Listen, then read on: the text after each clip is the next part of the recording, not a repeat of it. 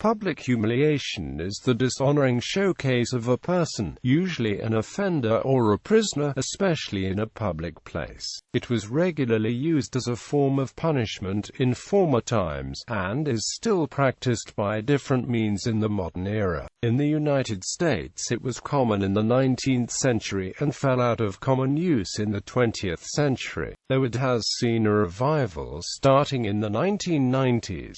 Shameful exposure. Public humiliation could take a number of forms. Most often a criminal was placed in the center of town and having the local populace enact a form of mob justice on the individual. The punishment of public humiliation could be, amongst other things, an offender being forced to relate his crime, such as by exaggerated physical parody, a shame flute for a bad musician, or wearing a giant rosary for someone late at church. The offender could alternatively be sentenced to remain exposed in a specific public place in a restraining device. In the Low Countries, the shanstole, the carcashampal, the drykoi were customary for adulteresses, and the shopstole, a scaffolding from which one is kicked off to land in mud and dirt. In the more extreme cases, being subjected to verbal and physical abuse from the crowd, which could have serious consequences, especially when the hands are not free to protect himself. Some sentences actually prescribe additional humiliation, such as shaving, or combine it with painful corporal punishments. See below. In colonial America, common forms of public humiliation were the stocks and pillory, imported from Europe. Nearly every sizable town had such instruments of public humiliation, usually at the town square. Historic public humiliation displays can still be seen in the historic Virginia town of colonial Williamsburg. In pre-World War Japan, adulterers were publicly exposed purely to shame them. In post-colonial times,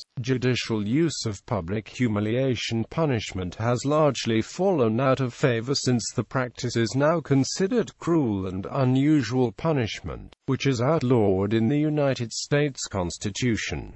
In Siam, an adulteress was paraded with a hibiscus behind the ear. Thieves were tattooed on the face. Other criminals were paraded with a device made of woven cane on the forehead, or lengths of bamboo hung around the neck. Errant Brahmins had to wear a string of oversized beads. Just like painful forms of corporal punishment, it has parallels in educational and other rather private punishments.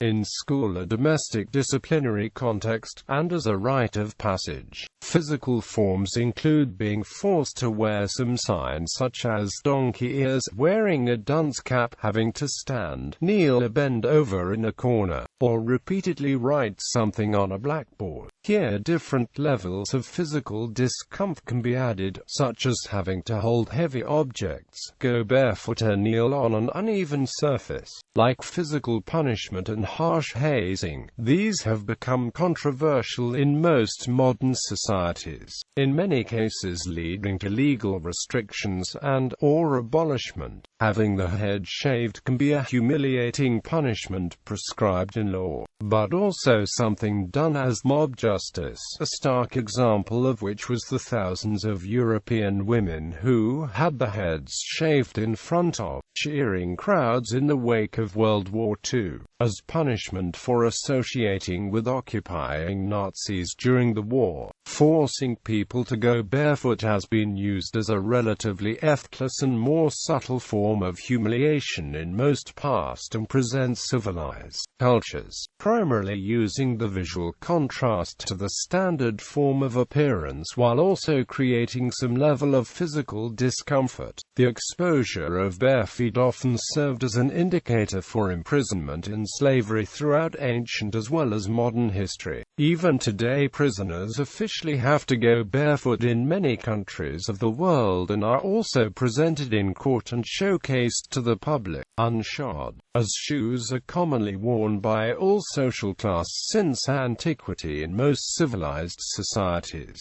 Showcasing a captive to the public in bare feet traditionally symbolizes the person's loss of social standing and personal autonomy. economy. It usually also causes a considerable degree of humiliation, as this noticeable detail typically sets the prisoner apart from spectators visually and demonstrates the person's vulnerability and general powerlessness. Further means of public humiliation and degradation consist in forcing people to wear typifying clothes, which can be penitential garbs or prison uniforms. Presenting arrestees or prisoners to the public in restraints also serves as a convenient method of public humiliation besides the primal security aspects. The effect is complemented by presenting the person in a prison uniform or similar clothing.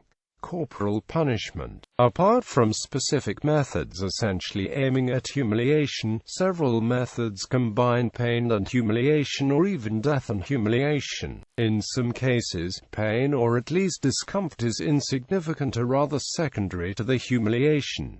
Public punishment. The simplest is to administer painful corporal punishment in public. The major aim may be deterrence of potential offenders, so the public will witness the perpetrator's fear and agony. This can either take place in a town square or other public gathering location such as a school, or take the form of a procession through the streets. This was not uncommon in the sentences to Stoppenschlag in various German-speaking states. Till the 19th century, a naval equivalent was flogging round the fleet on a raft taken from ship to ship for consecutive installments of a great total of lashes, that could even be lethal.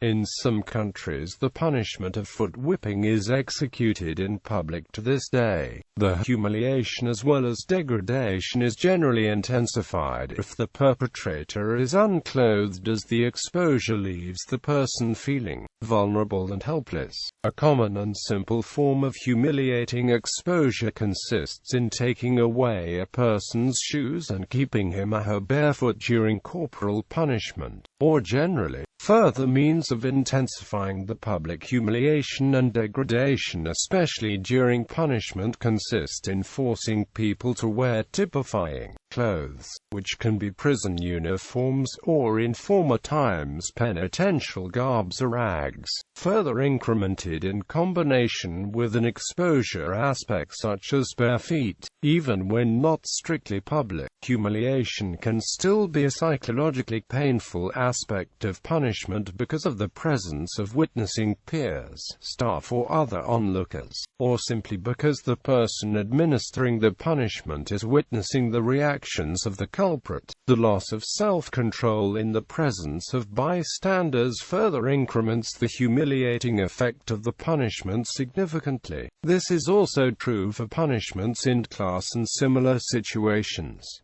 Crucifixion was used by the Romans to add public humiliation to a death penalty. Josephus describes how the Roman soldiers would crucify people naked, and using different tortuous positions as a way to further humiliate them. Crucified bodies were left to decay on the cross for weeks, and crows would come to feed on the corpses. This can be seen as post-mortem public humiliation. See also gibbeting.